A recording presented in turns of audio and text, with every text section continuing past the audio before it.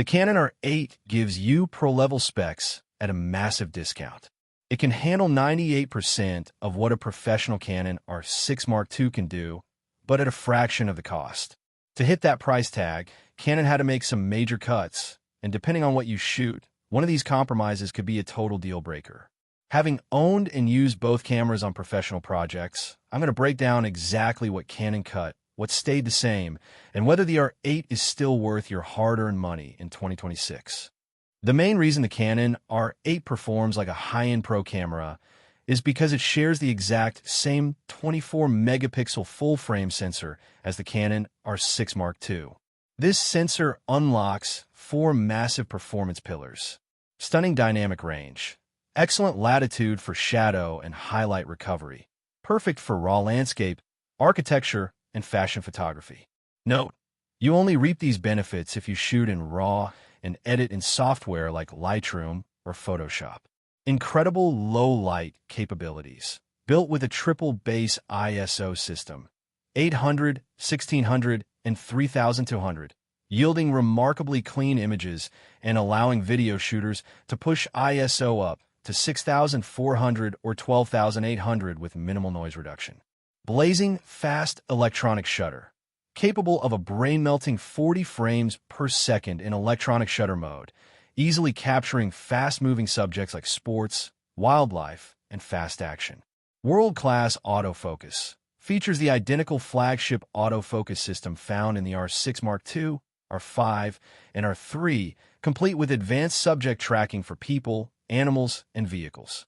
If you're a content creator, vlogger, or filmmaker, the video specs punch way above this camera's price class. Uncropped 4K video. Shoot 4K at 24, 30, and up to 60 frames per second for smooth 2x slow motion with zero crop. Oversampled 6K image. 4K footage is downsampled from a 6K sensor readout, resulting in sharper details and significantly reduced noise. High-speed Full HD, up to 180 frames per second in 1080p for ultra-slow motion shots. Professional color profiles includes Canon Log 3, C-Log 3 for professional color grading and a wide dynamic range straight out of the box. To hit its budget-friendly price, Canon had to compromise on the physical design and hardware. Depending on your workflow, these 3 cutbacks may be major deal breakers. No full mechanical shutter. The R8 uses a first-curtain electronic shutter hybrid.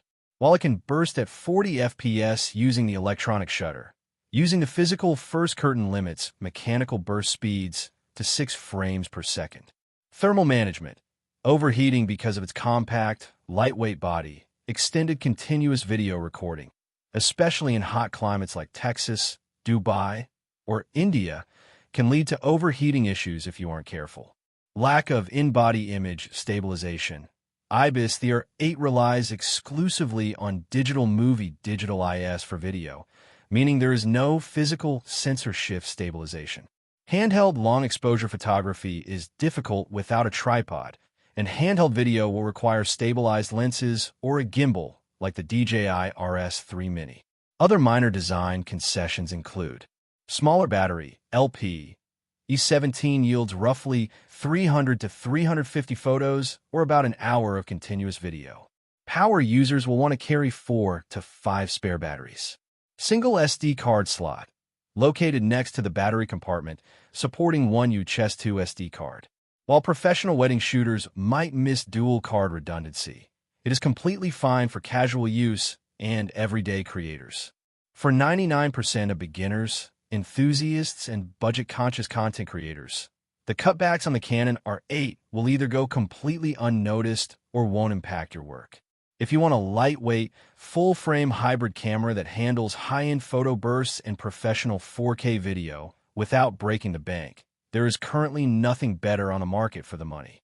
If you found this breakdown helpful, check out the links in the description below for current pricing.